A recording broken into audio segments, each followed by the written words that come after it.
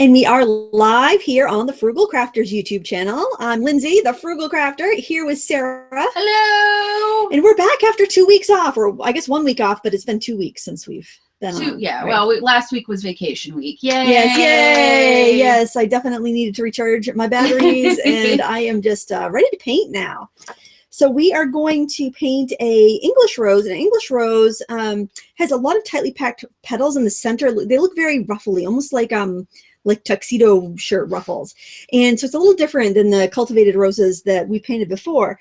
There's a pattern available on my website. If you look in the video description, you'll see a link to that. You'll also see a link to the reference photo from Paint My Photo and a materials list of all the colors we're using.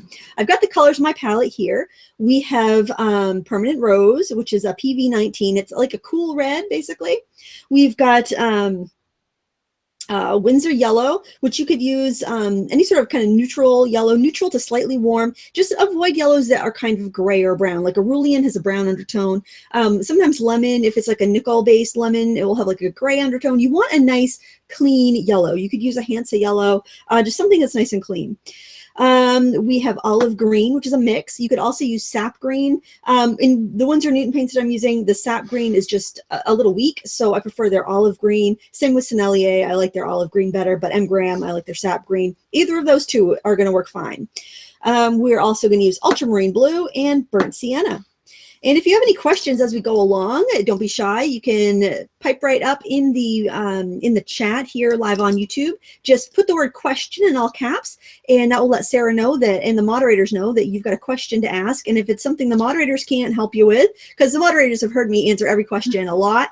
So if it's something new, they will get it to me. And if it's something they know, they will help you out. And I appreciate for everybody that kind of chimes in and helps out. It makes my job a lot easier. So we're going to start off by wetting the flower petal area, not the leaves. We're just going to use clear water here, and I'm using my Princeton Neptune brushes mainly because my Creative Mark ones are upstairs on my desk, but either will work. In fact, you can use whatever brushes you prefer. A round is going to work a little bit easier for you just because it's easier to get around the different shapes and stuff. So the only really edge you have to worry about here in this initial wash is the outside edge. You're better off to be a little bit within the flower than going out of the flower if you're not sure where your brush is ending up. I also wanted to let you know, because I've had so many requests, I put my watercolor class on sale for 30% off. There's a link in the video description that has the discount applied, but if you get over there to my class and you don't see the sale price, use the coupon code TEACHME in all caps, and that will get you your discount. So, so if you feel like you need a little bit of a boost in your watercolor journey, you feel like you need to lay down a stronger foundation, give that class a try. I think it will really help you out. Right. I'm just going to tip it to the light. Make sure you've wet all those petals. And we're going to let that water absorb in. Now, hopefully everyone can hear us well. We just did some mic tests before we went live. We were last couple shows, we'd had some microphone issues, but I think we've got them solved, and hopefully it sounds better than it has in the last couple of weeks. So just let us know if we hit any hiccups.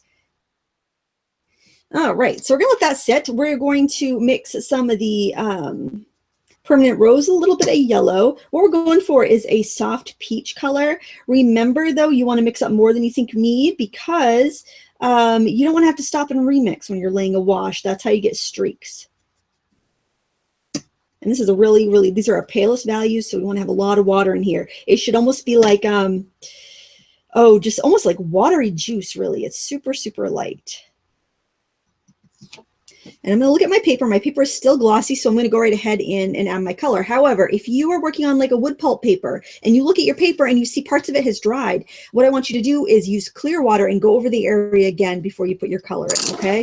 That happens. Sometimes papers have uneven sizing, or you know, a wood paper versus a cotton paper may absorb differently, and you might even have a cotton paper that's more absorbent. So you just want to make sure that your paint is going to behave the way you want it to. And by double wetting, that often solves that problem of streaky washes. Have we had any questions popping in yet? We have. Let me scroll back up. Zazzle E, how do you decide if you're going to start on the background or subject first? Generally, if I know I'm going to want a background, I do the background first because I like to get all the colors that I plan on using in the painting. I like to get integrated into the background. With this one, I decided that I wanted to have a white background unless something goes horribly wrong.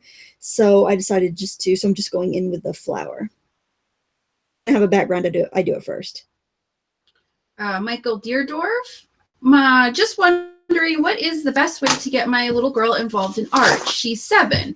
Do you suggest beginner art classes, or should I just set her up and let her go? I don't think there's a bad option. If you have local art classes, go right ahead. But if not, then give her some supplies and let her create. There's no bad way. I would recommend a drawing class if she has the patience for it, because that's going to serve her a lot better, laying down the groundwork for other painting. When I taught children, I didn't teach. I had them start with drawing before I allowed them to take my painting classes, and then I offered like a mixed media for the children that weren't really interested in learning the fine art so much. So I would definitely suggest you get her into drawing classes if she's patient enough for it. But otherwise, there's nothing wrong with giving her the supplies and letting her play. Kelly Dunnigan, when I try to use glazing, it always moves the color underneath, even when I use a really soft brush. I use a mix of White Knights, Daniel Smith, and Winsor Newton paints. I think that you probably have paper that has a lot of sizing in it, and it is preventing it from absorbing in and grabbing the paper. So I would choose a different paper. Maybe try I would try Fabriano Artistico. It has a little more grab than Arches. I prefer Arches because I like the sizing, but if you are having trouble lifting, then maybe try Fabriano Artistico or paper like Aqua Bee without quite so much sizing in it. And I'm drying this layer because I can't really do anything else until it's dry, because my washes will bleed into my my leaves if I go ahead. Rosin Rose Art, what are your favorite good quality watercolor pencils? Gosh, there are a lot of really nice ones. Big difference between all the different brands that perform well would be how light fast they are. And the only pencils I know that are good light fast, the Albright Drawer by Faber-Castell, the museum by Karen Dosh. Those have really high light fast ratings. They actually rate them, whereas other ones will just say light fast, but you don't really know. So if you are for light fast, I'd go for those 2 brands. Otherwise, there are so many great brands. I really like the Derwent Ink Tense line. But yeah, there's a lot of different good brands if you're not concerned with light fastness. I like pretty much anything by Derwent. I just tried some by Arteza, which are really good and really cheap. I'll be doing a project with them in a couple of days if you want to wait for that. But I do have a whole video that we did, a whole live show that we did on watercolor pencils if you want to see kind of the differences. So now that that's dry, I want to mix up the lightest wash for my leaves. And I am going to use the olive green. And I'm also going to grab some of that Winsor yellow. And again, we want to mix up more than we think we need, so we don't have to stop and remix. Now, because we're working in a smaller area, I'm actually going to just make this mix really watery. Where we had this big flower, it made sense to wet the paper and then add the color to it so that we get a smoother blend. But for the leaves, it doesn't make that much of a difference because we have smaller areas to work with, and it's not a problem to get into those smaller areas. I'm actually going to switch to a smaller brush too. This is the number 8 round.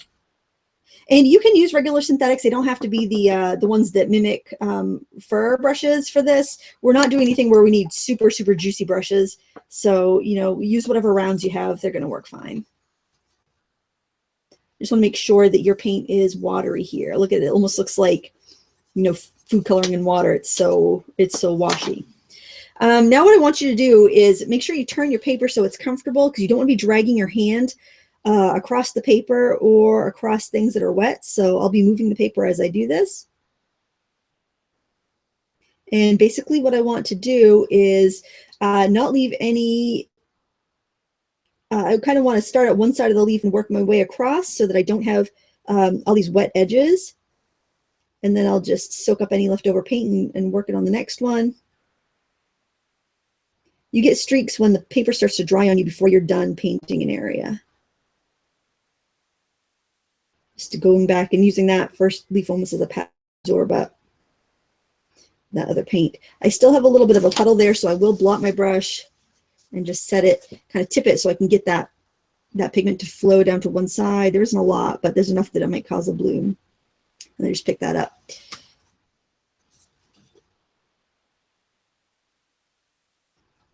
I like to start right next to the flower itself because I find like I can get better detail with the tip of my brush like that, and then just kind of work it across. And this is the bottom layer too. So if you do get a streak, don't worry about it. Don't repaint the whole thing. It's not really going to show, but it's a great skill builder to just get used to doing these flat washes. Do you have any other questions while we're washing the leaves? Let me get back up.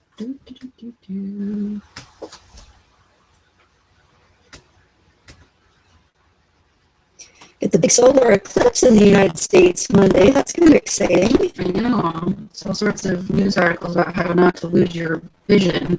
Yeah, I'm thinking about making a little pinhole camera. That'd be the easiest way to do it. Yeah, I think also our local library has, or maybe not our small town one, but the one in Bangor has free glasses too. Yeah, so if you guys are looking for glasses, you may be able to get them at your local libraries. How do I stop my paper from getting pulpy? It sounds like you probably overwork it. The paper will pill if you use a brush that's too stiff, or you just keep overworking it, like you keep scrubbing out an area.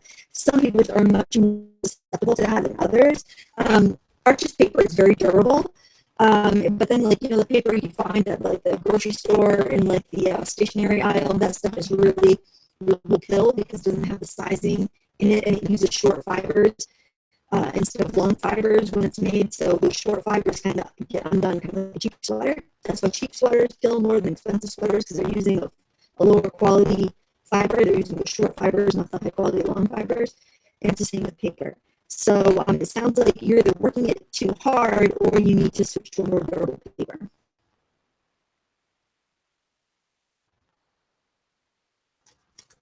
Keep your eye out for puddles. If you get a puddle, wipe your brush off and just set the clean dry brush in there and it'll soak it up.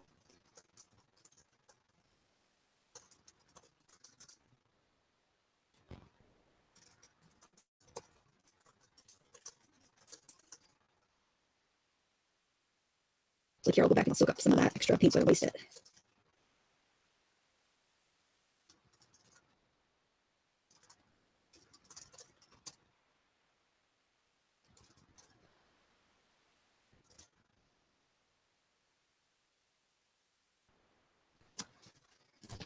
And don't fret if you get a little bit outside of the lines like I did there, because I'll be adding like a serrated edge with my darker colors. I just didn't want to have a bunch of layers of that detail, because that could go kind of sloppy. If you do that, that's kind of best to do like one layer at the end. A little bit of dust there.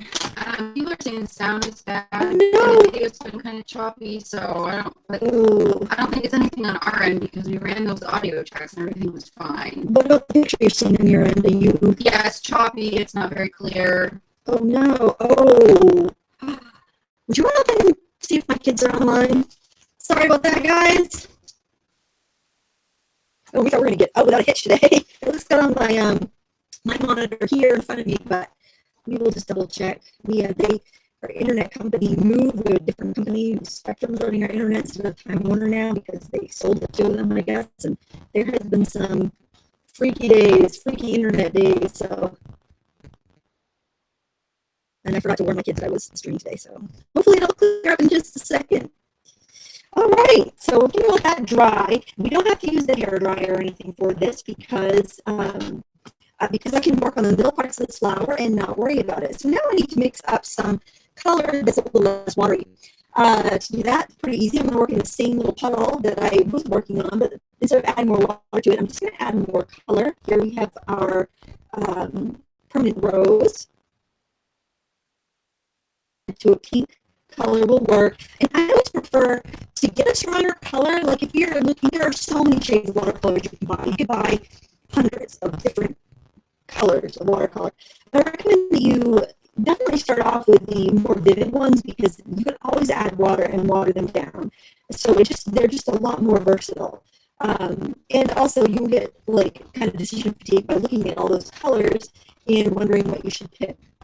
So I'm going for a peach color, so I'm just kind of balancing those two colors together until I get the color I'm after. I think that looks pretty good. Was anybody online? Yes. So hopefully that solved our problem. So I have a lot of little ruffles sketched in here. Just be careful. Oops, I just dropped a little water there. Just be careful you don't rest your arm in your painting. I'm actually turning mine so that I don't, hopefully. And I'm just going to go in and start adding some color to some of the gaps. And these are, I kind of want this to be my darkest color. This is a very, very, very pale peach flower. So by putting in my darkest values right now, it helps me establish the whole color scheme. And it keeps me from getting kind of fussing around too much with all the different little aspects. Because there's so many little folds and crinkles in here. So once I put a few of the darks in, I rinse my brush off. They block the excess water, but I do want a little damp because I want to drag out some of these colors, just kind of pull them out a little bit.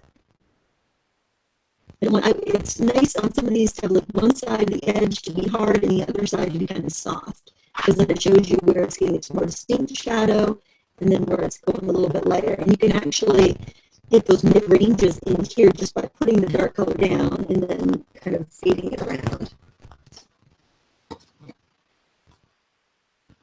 And the problem with doing this is I'm not showing my reference photo. I could totally be putting the wrong things in shadow, but as long as it looks balanced and it looks right, then I don't worry about it too much. How's it looking over there? The picture's good, but I was giving it a minute to see if the sound cleared up. Oh man, why is that? That microphone, I use it all the time for my voiceovers on my videos, and it never gives me any trouble. But we can switch. I can switch to the camera mic. I was just giving it a second because sometimes it just takes a second for everything to catch up. So much. Oh yes, they're on 30 seconds by the way. So much for our mic tester.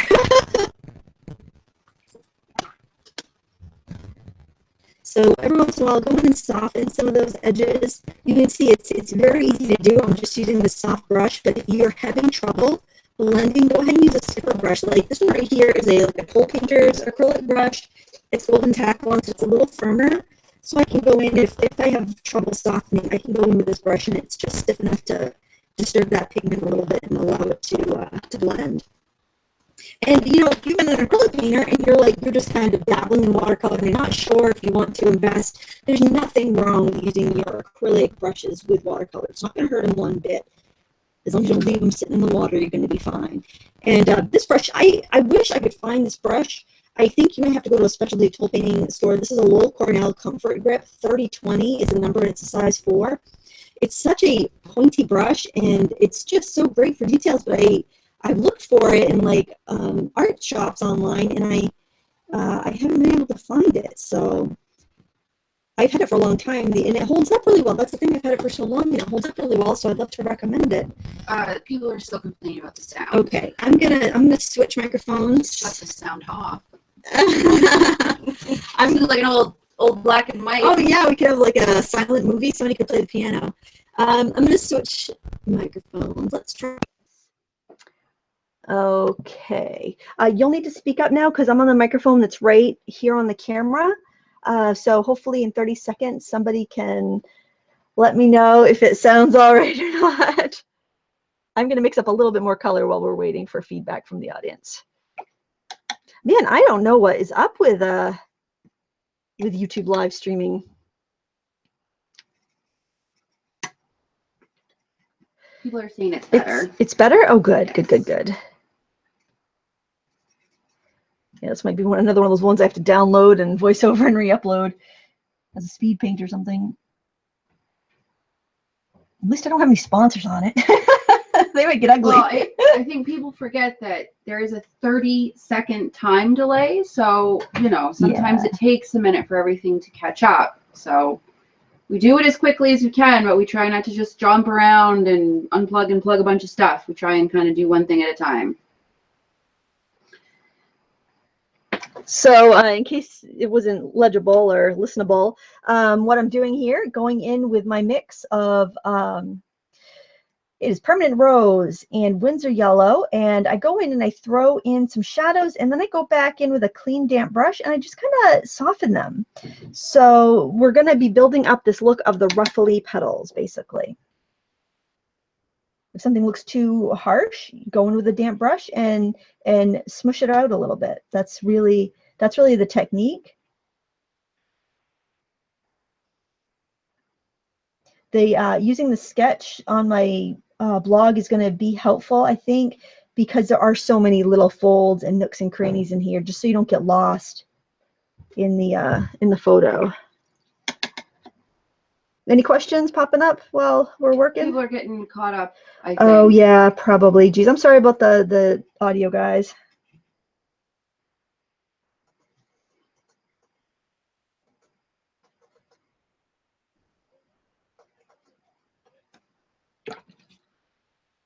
I also wanted to mention that everyone's going to have their own preference when it comes to brushes. Just because I like a brush doesn't mean that you're going to like a brush. So definitely experiment a little bit. Brushes have come down in price so much that you know, you could pick up a brush for under $10 and have it be a really lovely brush. So don't be afraid to try something different. If you feel like the brush that you've been using is just too absorbent and you feel like you don't have control, go ahead and use a golden taklon brush or a nylon brush and see how that works with your technique. Everybody's technique's a little different. That's a little dark, so what I'm going to do is just blot it with my towel. Janine Elise Pike. I have used watercolor tubes to make my own pans. I use artist grade paint and poured them at least 2 months ago, but a couple are sticky. Any ideas why? Probably humidity. That will happen, you know, especially in the summer. I noticed that like my palettes will stay sticky after, like, even the ones that were pans that I purchased, just because of the humidity in the air. You can leave your palette open to dry, and that can help it firm up a little bit. Just try to keep it upright. It shouldn't hurt anything as long as you haven't introduced any like bacteria to them. You should be able to go ahead and use it. So if you're waiting on it, I would just go ahead and use it. Just make sure you leave it open to dry in between. And you know, if you're painting outside, don't use pond water to paint with, because if that stays in a moist environment, that's going to be a mess. But yeah, it's kind of a par for the course in the summer, watercolor painting. I'm going in, softening some of those marks I just put. This is a lot of repetitive stuff here. Thing from the audio problems, I'm repeating it all now.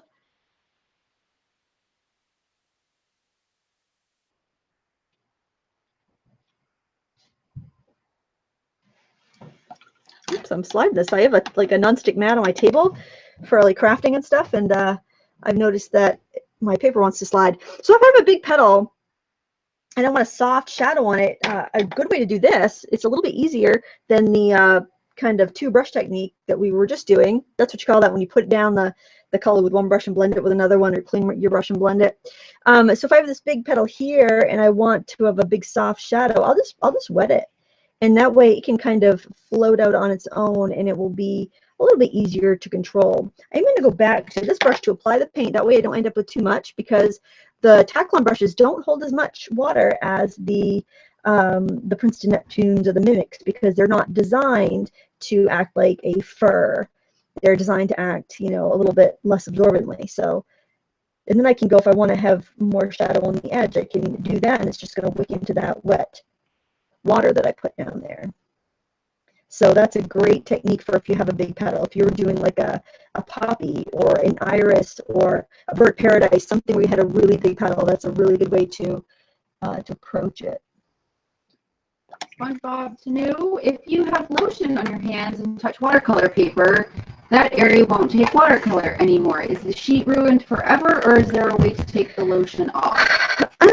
It's really, you probably probably wouldn't be able to remove the lotion without removing all the sizing. So what I would do is use the back side of the paper. Elizabeth Maki, should watercolor brushes be washed with soap or just rinsed off? I just rinse them unless they're badly stained. Like sometimes if you use certain greens like Viridian, it stains it pretty badly and you might have to go in and wash it because you'll get that residue coming out for a while. But I generally just rinse them and put them in my jar. Sound is crackling again. People are coming. Oh man. Okay, I'm going to switch to the third mic, which is the computer mic, and probably is going to sound pretty muffled, but we'll do what we can do. I feel like it's musical mics today. Let's try one. Okay, we're trying a new mic. Hopefully that one works. We got 3 that we can juggle between. Oh, geez. Yeah, that is weird. I don't know why it would do that when it's always fine, and if I'm not live, it works fine. Okay, so since I just wet that puddle, I don't want to go to that one or that one with the same technique, so I'm going to skip over to this one. But I do like wetting the petal first for these big ones. It just gives us a much easier way to get those beautiful soft blends that the petals have. And obviously those ones in there are too little to do this technique too.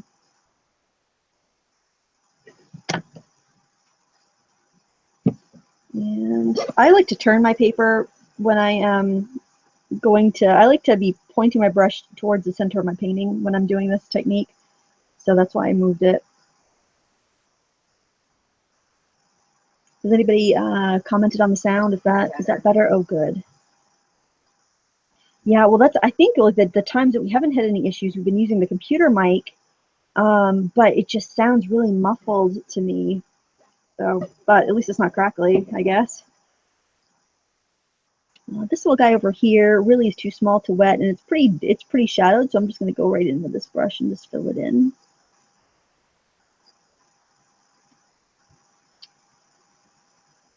And now I think I'm going to paint the stem right now and let those just let those bigger petals dry for a minute. Just want to smooth this one out a little bit, pick up a little bit of that pigment and water. It feels like I might get a bloom there, and I don't really want a bloom on that petal. So for the stem, I am just going to grab the burnt sienna with a little bit of olive green. And I'm not pre-wetting it. We can just go ahead and fill it in. We can add more shadow to that. Just want to get a base color in there for now.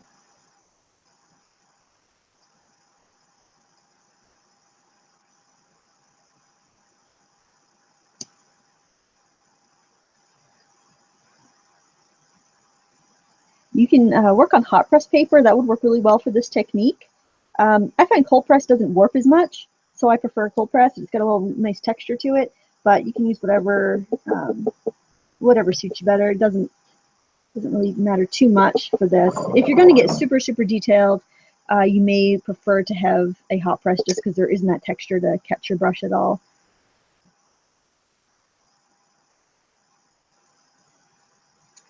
And if you have any visible stems, you can go ahead and paint them with it's the same, it's burnt sienna and olive green, but it's more olive green than burnt sienna, so you get a little bit brighter of a color. That's at 469. How do you keep from wasting paint when you switch colors? I don't have that much paint on my brush, so by mixing out onto the palette rather than going right into the pan every time, it really limits the amount of pigment you take out, and so you're much less likely to waste very much at all, if any. SpongeBob Snoo, how did you get the paint to not beat up on your metal palette? Honestly, I hear the complaint a lot, but I think it comes down to just using it. The more you use it and the more you clean it, it just gets more grabby with the paint.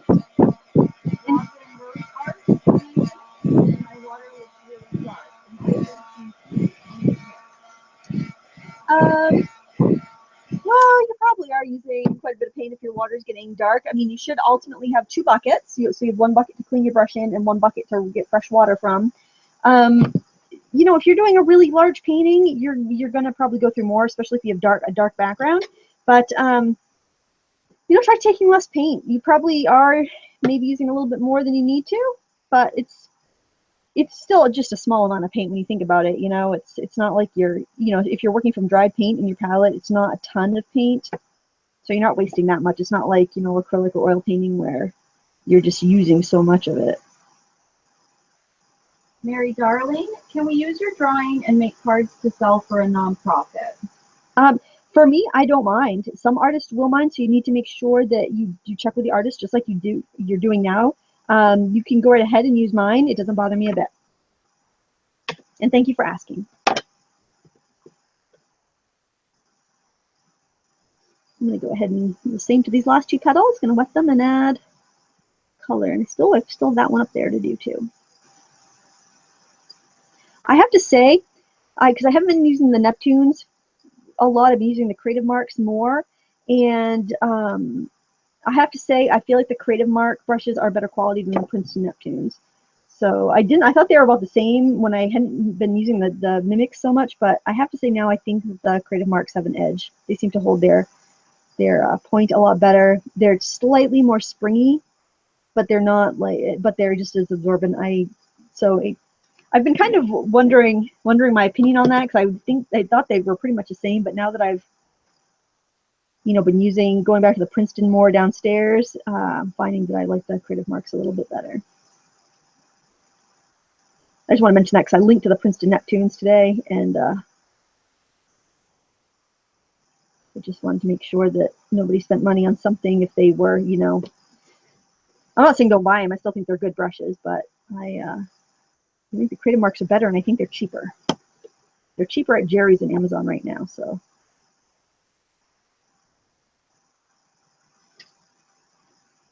I think Jerry sells in both places. I think you're buying it from Jerry's, either place you're buying it, but they're like twice as much on Amazon lately.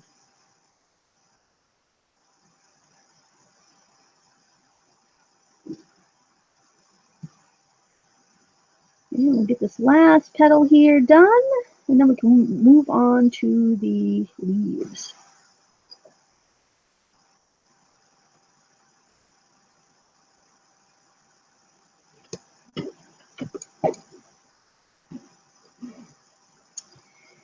Okay, so I need a little bit more there. So look at the petals in the center. See if there's any place you feel like you need to just dab a little color. We're going to go back and refine a little bit more at the end, so you don't have to feel like it's absolutely done at this point, but we are going to move on to the petals. This is an interesting brush. I'd kind of forgotten about it. This is a Princeton number 4050 CT Cat's Tongue, and it is it's a much firmer brush, but you get the benefits of having like a flat and also having a point. So it's kind of a fun little brush. It's not very expensive. It's a number 6. I think I paid under 10 for that. I thought that might be kind of fun to play with today. To make our shadow colors for our leaves, we're going to go grab the olive green, but we're going to add it to some ultramarine. And that's going to cool down the color. It's going to slightly desaturate it, because ultramarine blue is a color that's more like a violet than like a green. So it's going to darken it a little bit. And just going to give us that kind of earthy color that we need for our leaves. We're going to be working, we're going to leave the leaves dry for the most part. So you don't have to mix up a huge puddle of this. You can stop and remix if you need to. So that will also help you avoid wasting paint. So the texture of this is kind of like whole milk. So it's a little thicker than what we've been using, because we don't necessarily want it to float around and move on us. I'm going to start up here. And you can actually use a round brush for this. I just figured I'd grab it because I have it right here, and I hadn't used it in a while and I was missing it. And I'm going to start by kind of tapping along the edge to give it a little bit of a serrated feeling, and then I'm going to pull some of that into the center.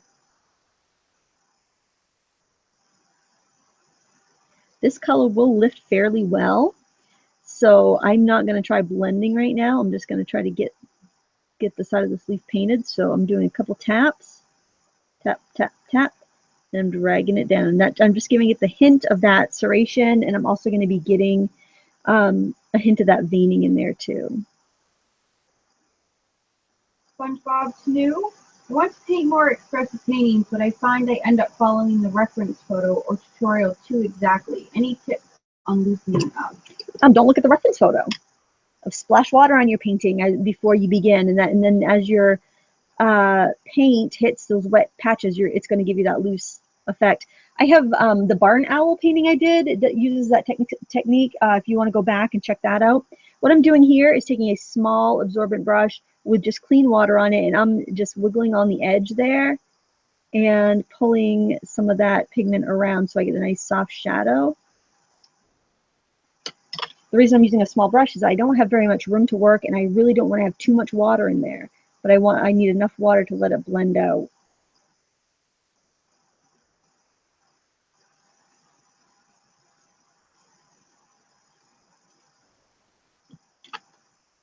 And if this ends up being too stark, we can glaze over the entire thing with unifying wash when we're done. I'm going to add a little more of the olive to my mix, a smidgen more water because that's a little thick. And I'm going to do something very similar to this side, but it's just going to be a little bit less blue over here.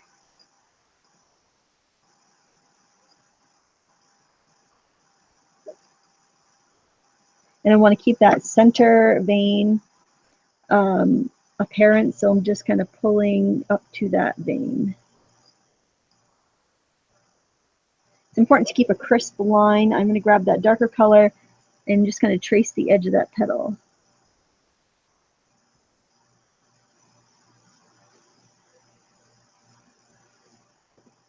There.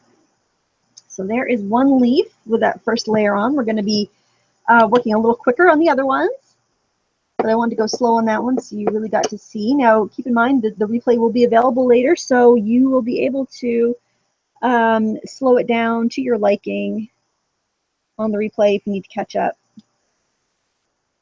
Now on this one, I think I want to pull my dark color out from the vein up to the top. And I'm just going to get a few little jagged edges with the tip of the brush. Great Spanish Jack. What watercolor crayons can you recommend? I like the Caran d'Ache. They're my favorite. They're also a little more expensive than others. The Lyra are almost as good, and they're quite a bit less expensive. And also, you could try any of the water-soluble oil pastels that are available. They're also, that you could do a lot of the same techniques with them. So I would see what's kind of available around where you live, and then look for reviews on those brands so you don't get overly bogged down with all the choices that are out there, or you don't end up falling in love with one brand that you can't get where you live. Amber Pomeradin. Any recommendations on plein air painting the landscape? Is quite large and the paper is small. You can make yourself a little viewfinder, take a piece of cardboard and cut a rectangle out of it, and then when you're sitting out ready to paint, hold up that box, look through the square, and pick an area to paint, so that way you're limiting what you're trying to paint there. I'm going to grab a little more blue here, and I do need to add a little green to that. Basically, on this leaf, there you don't see the vein so much, you see more of a kind of a darker blue-green area, so I'm just going to go ahead and put that in. And refine my edge where it got a little sloppy there.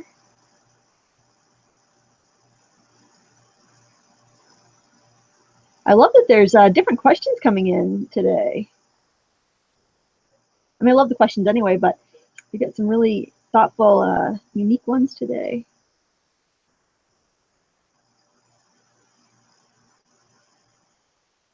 Remember, you're not painting every single detail you see.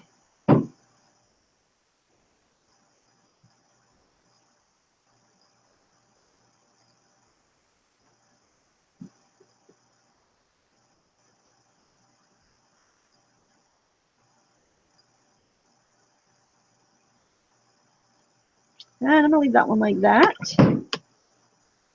What is going on upstairs? It's loud. There's no crying, so I guess we're all right. Yeah, I'm gonna zip a little quicker on these leaves here. This little guy here is just gonna have a little shadow in the center. And so basically when I'm trying to paint something a little quicker, what I do is I try to sum up and get the most important information down.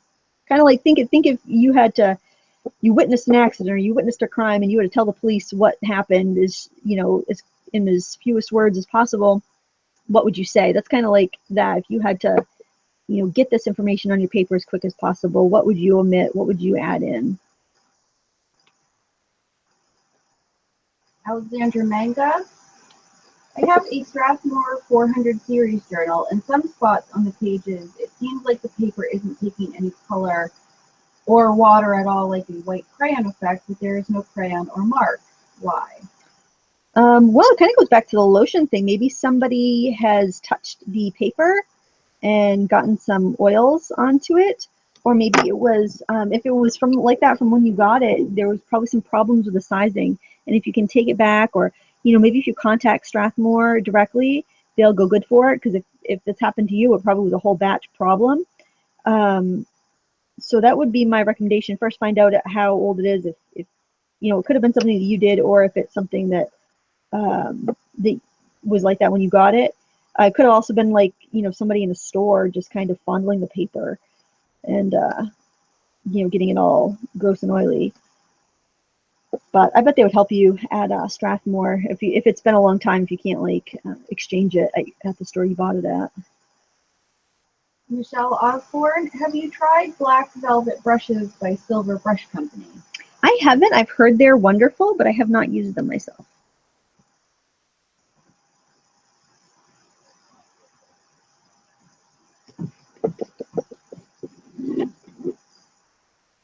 Best at 469, is it really worth buying paint that granulates or iridescent colors? It seems like you can only see it if you're nose to nose with it. Yeah, iridescents are kind of like, if you're not going to frame your work and you're going to, you know, and once you frame it, you really can't see the iridescence. I have a painting that I painted a few years ago in my living room, and I used iridescent paint in the background. You can't even tell because it's under glass.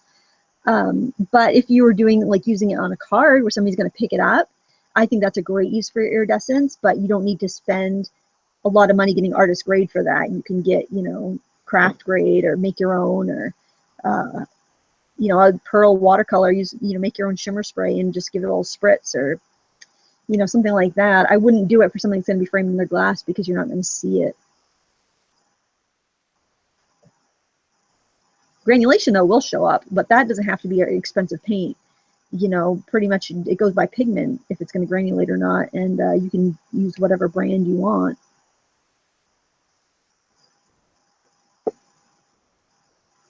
This one here doesn't have a lot of dark on it, so I'm going to go real light.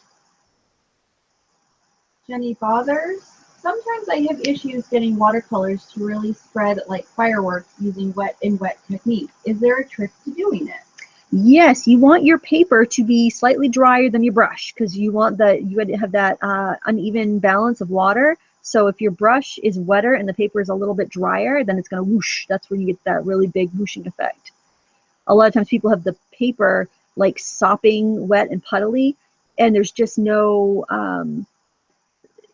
if you think of like, how can I explain this? You need it, the water wants to equalize. So if you have, oh, how do I explain it? The water's going to travel to, still needs to be wet, but it's going to travel to where it's less absorbent. Like if you took a dry sponge and you set it into a bowl of water, it's going to, all that water is going to run to the sponge because it's drier. It's a little bit drier. And that's the same thing. Nature abhors a vacuum. Nature abhors a vacuum? Abhors a vacuum. Oh, okay. That's what that means. I've heard that before. Yeah. Nature is always looking for equilibrium. And yes. You know. Good point. So to point it out to watercolor, it's water and paper, which is all made of natural. So if one spot's wetter or one spot's drier. Yeah, and it's kind of tricky because your paper does need to be wet for the paint to move, or it's just going to sit still. But if it's not, if it's as wet as your brush, they're already balanced. You need to create a little bit of an unbalance so that they'll go from the wetter brush to the drier paper. But it still needs to be wet so it can move, because water is the vehicle. And it could be your paint has a lot of filler in it, and that's preventing it from from moving. But you know, the Prima watercolors, which are very inexpensive, and I reckon have quite a bit of filler in them, though they give you that firework effect, and you know, they're not an expensive paint at all. She says she understands. Oh, good. She's like, oh my gosh, stop talking, Lindsay. I get it.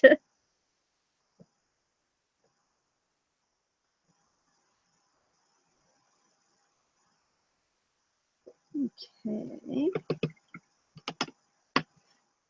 And we just got a couple more leaves over here to do. This one's so little, we're gonna just really quickly just add a little bit of shadow to that one. And doesn't really need a lot. Actually, that one could actually be all dark, so it's all pretty much hidden under that leaf, that petal.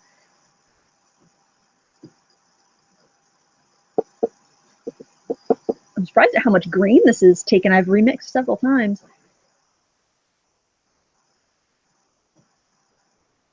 Sometimes I can hear the kids upstairs and I think, are those just my kids, or has a few others joined in?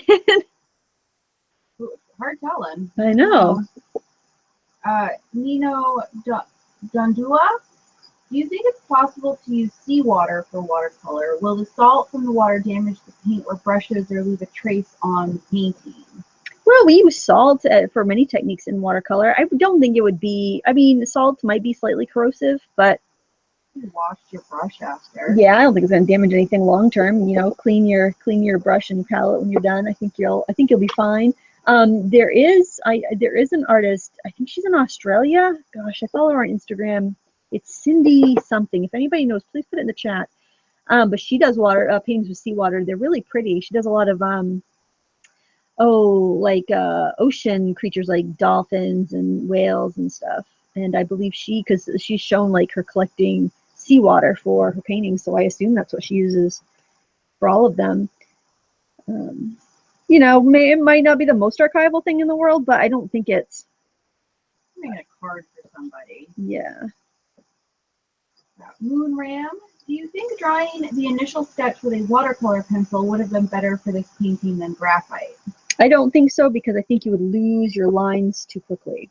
But if you don't like the look of pencil, you most certainly can do that. Or once it's all dry, you could go in with an eraser and you could soften the lines. Because when you do that initial wash on the flower, you're gonna like lose all that sketch. So that's why I wouldn't personally do it on this, but you can do whatever you want because it's your painting. And I actually like the pencil lines showing a little bit, so, but I know not everybody does. I didn't used to when I was younger.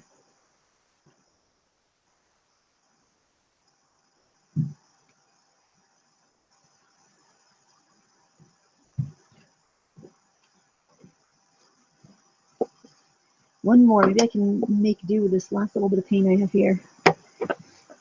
This one's pretty dark too. It's very kind of dark and glossy, kind of in the shadow.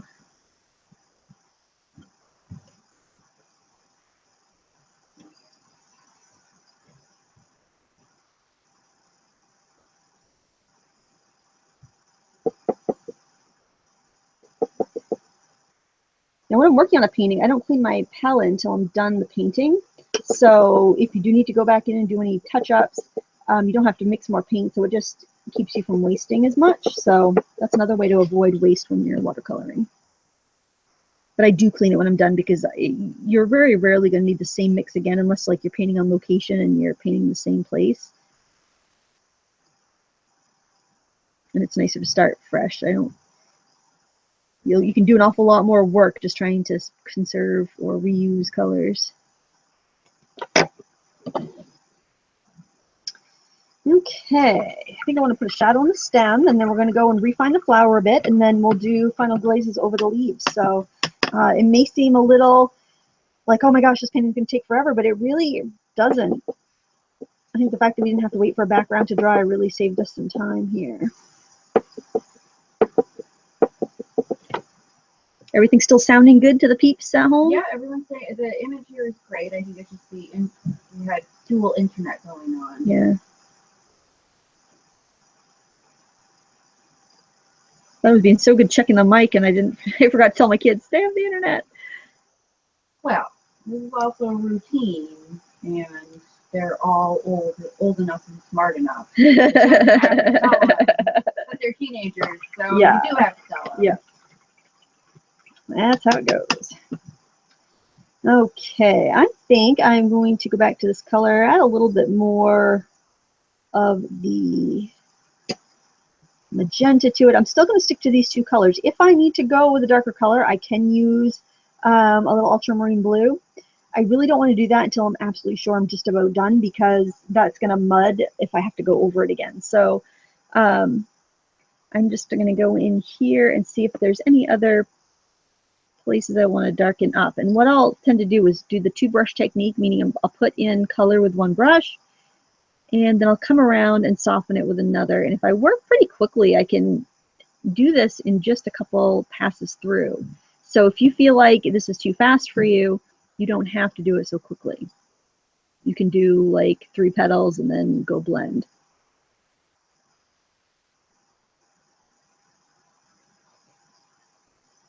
I'm also working in a basement. It tends to be a little more damp down here, so it's not like I'm sitting in a hot room where everything's getting real dried out. Also raining today. So yeah, exactly. So I'm just gonna squeeze out the extra water so it's damp but not wet.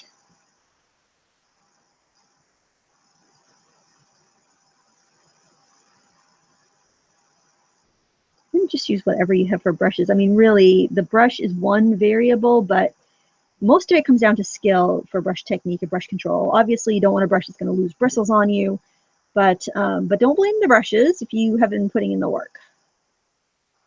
Moon Ram, won't the watercolor trap the graphite and prevent them from being erased? Not with soft layers like this. If you're putting like really thick layers, yes, it will. Or you'll end up just like disturbing the watercolor. I'm thinking of like, if you're working on Yupo where the paint just kind of sits on top. But soft layers like this, no, you can get a lot of the graphite off. It might soften your watercolor a little bit. It might move some of the pigment, but you could always go back in and touch that up if you wanted to. The eraser doesn't really affect the watercolor. Kind of like if you're a rubber stamper and you stamp with Memento ink, you can go over it with Copic markers and the Copics won't bother it. But if I went over it with watercolors, that ink would get all smeared. It's like they don't see each other, kind of. They don't recognize each other. I think I want to blend with this brush though, because it's a little bit stiffer. I think it will move my pigments a little bit better.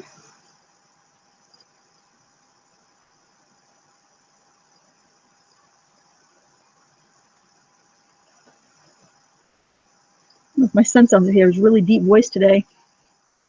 Well, he is becoming a man. Yeah. Like, oh, is there a stranger in my house? And nobody's alarmed. It is funny because sometimes it's hard to tell the difference between John and his brother Anthony, like when they talk. It's like I'm like in the bedroom or the bathroom and Anthony comes over. I can't tell a lot of times if it's John or Anthony. Oh yeah. So I've come out before. I've come out with no pants on, and oh, it was Anthony, not John. Because we were talking. I'm like, oh, it's not John. Go back and put pants on. Sorry, nothing too scandalous. Just, tank top and some undies. It looks like I have a bathing suit. All the weirdos from the internet are going to be showing up on your doorstep now. No, they know where I live. That's true. Theoretically, I'm sure they could probably find it. I'm on the internet. Ugh.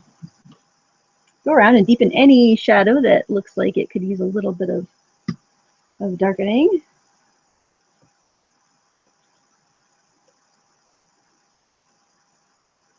If you have any little folds on the edges of the flower, those generally have a little shadow next to them, and it helps give them a little more dimension. Yasmin Mansour, is 400-gram paper good for watercolor?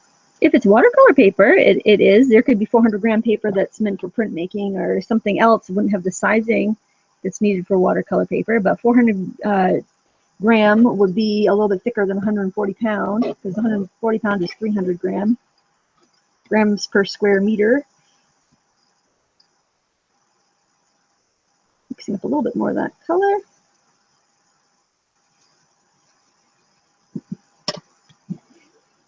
I will need to go in a little bit, have a little bit of blue in some of these outer petals because they do have cooler shadows on them. But again, I don't want to do that until I'm sure I have all my other values right, or I'm going to end up with some mud. So, and I can go and shade a few things at once, just like I was in the middle, and then spread it out. But if that makes you nervous, just do one at a time until you picked up speed. You can always watch a replay and pause it as many times as you need to.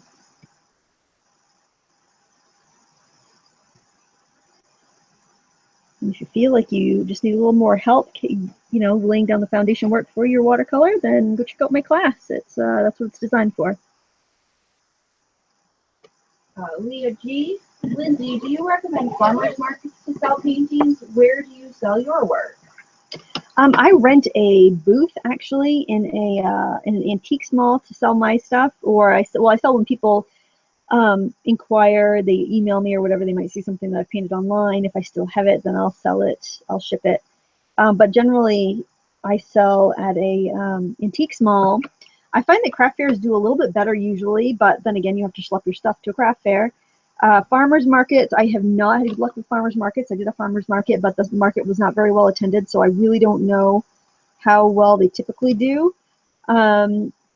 You know, just you have to kind of consider what your market is, what your paintings sell for, and if they sell for, you know, what people would expect to pay at a farmer's market. You know, if people are coming to a farmer's market with $30 to get some, you know, fresh produce. If you're selling your work for $200, you might not, I mean, you might find somebody to buy it, but it also might not be, you know, what somebody's expecting. For my shadow, I'm going to take some of the ultramarine blue, and I'm going to grab some magenta. I don't really want to mix the yellow in there because I don't want brown so much. I'm just kind of getting in the corner. If it gets a little bit in there, it's temperate, that's fine. I just don't want mud. If it's like a wine color is kind of what I'm going for there in the corner.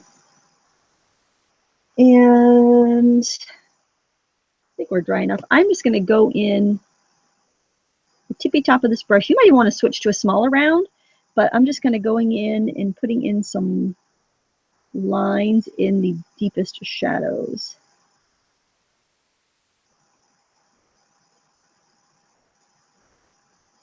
And it's going to look really weird until you get a few in there. So these are like your deepest shadow crinkles, kind of like you're looking between the crinkles, the petals.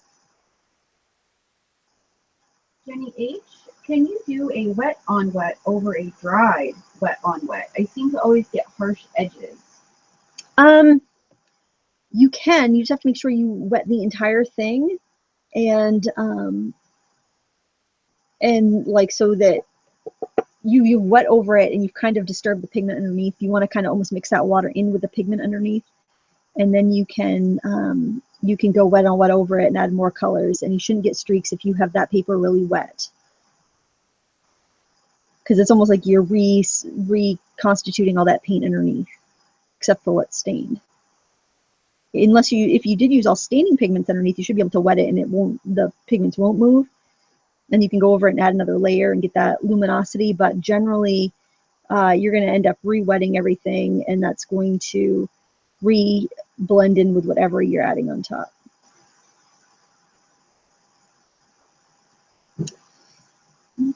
Okay. And if you want to take a break before you do this step, it might be a good idea. Give your eyes a couple hours to rest, come back to it the next day or something, and then decide how much of the shadow you want, because once you put that down, you can't take it away. So, Moon Ram, would you say that the picture photo dictates the technique you're going to paint with?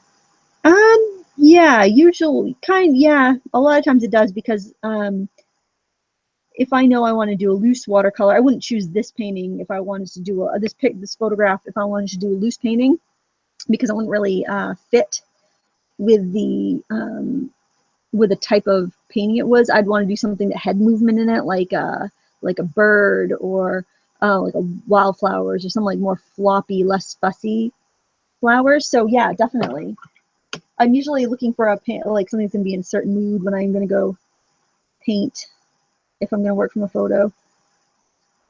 Leah G, how do you photograph your watercolors? Do you have a tutorial on how to do that? I have a tutorial on how, it's not a video, it's a blog post on how to photograph artwork. And it shows you my setup for when I'm trying to get like photos, if I'm doing photos for a magazine. And it's a little different than what I usually just snap for like a thumbnail or an Instagram shot. Although nowadays with like all the filters and Instagram and being able to edit things right in your phone, it might be a little bit out of date because, you know, or a little bit more work than what you need to do now. But I generally shoot under natural daylight bulbs or in natural daylight against a white like foam core background. I need to cool down my color a little bit more, so I'm getting more into that blue and lots of water here. But I am mixing it in a little bit because I need to tone it down. I don't want it so vibrant, but I do need these cooler shadows down here. Quite watery. It's almost like a glaze I'm going over these with.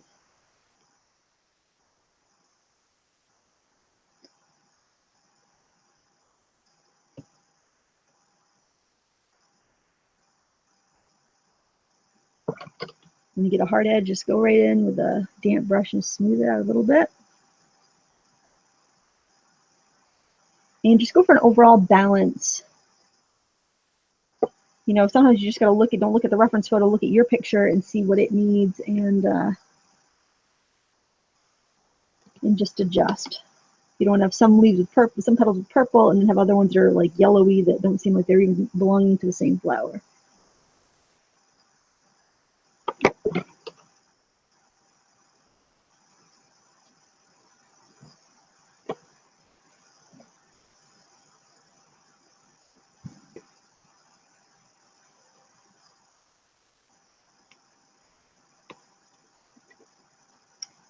Maybe just a little bit on that one because it's looking a little bit out of place. But just trust your eyes as you're doing this, and take a break if you feel like you're kind of fatigued on what should be happening. Now I want to just brighten up the other leaves a little bit, but we're just going to do a really loose wash. I'm going to grab some olive and some yellow and quite a bit of water. Everything's dry underneath already, so as long as we use a soft brush, we should be okay. Not disturbing anything, even though ultramarine's a fairly liftable color. If we're just kind of going on with a little bit of soft brush and loose paint, it shouldn't bother anything too much. So I'm just kind of splashing in a little bit of lively, almost like a lime green color here and there. Lynette Goying, can you use watercolor over gesso? It's going to bead up if it's a regular gesso. I recommend absorbent ground or watercolor ground. I use the Daniel Smith absorbent ground basically because that's the only thing I've tried, and jar goes a long way. So that would be my recommendation.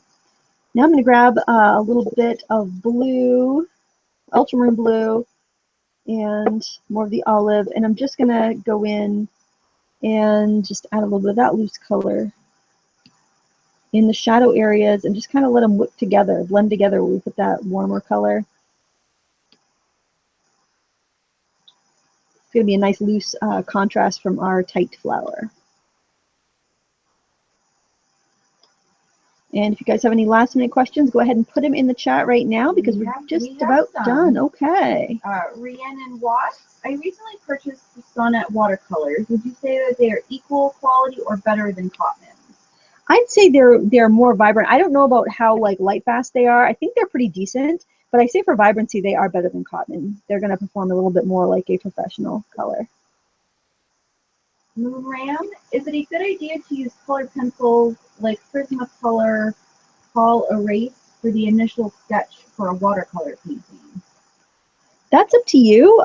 They are. I don't have the color erase one, so I can't say for sure. But sometimes I'll sketch with regular colored pencils and then go over them. Regular colored pencils are not going to be removed.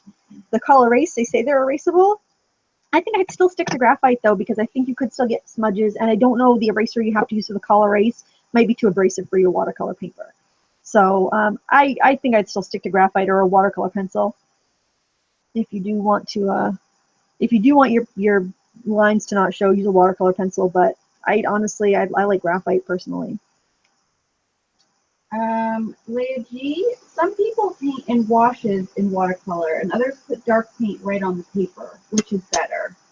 It depends on what you're trying to paint, I think. I mean, sometimes I start with washes, and sometimes I go right in with my dark values and work from there. It all depends on, you know, what you're trying to achieve. I don't think one's better or worse. We have a couple. We have.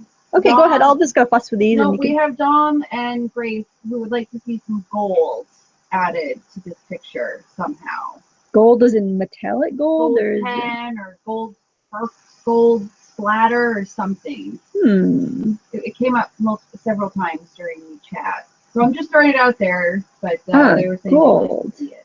Let me think on that.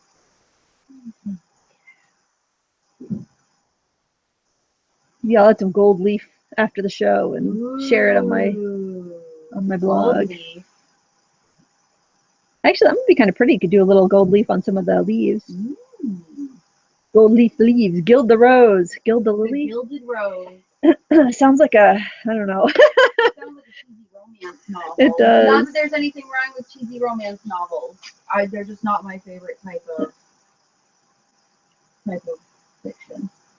And then we have several people saying no gold. So, but we're all caught up on questions. Okay, cool. Well, I think I'm going to leave this as is for now. I may decide to put some gold leaf on it later, because that's kind of a neat idea. I want to thank everyone for tuning in today. Again, in the video description, I've linked up all of the supplies. I have a supply list, the colors I used in case you forgot or came in late, and also a 30% off coupon for my watercolor course. If you feel like you just need a little extra help getting started in watercolor, it's a good kind of soup to nuts course where you end up painting 3 complete paintings, as well as learn your color mixing and techniques and texture effects and things like that. So if you've been waiting for a sale, now it's on sale and you can go check it out. Thank you so much for sticking around, guys, through the technical problems, and we'll see you next time. Happy crafting.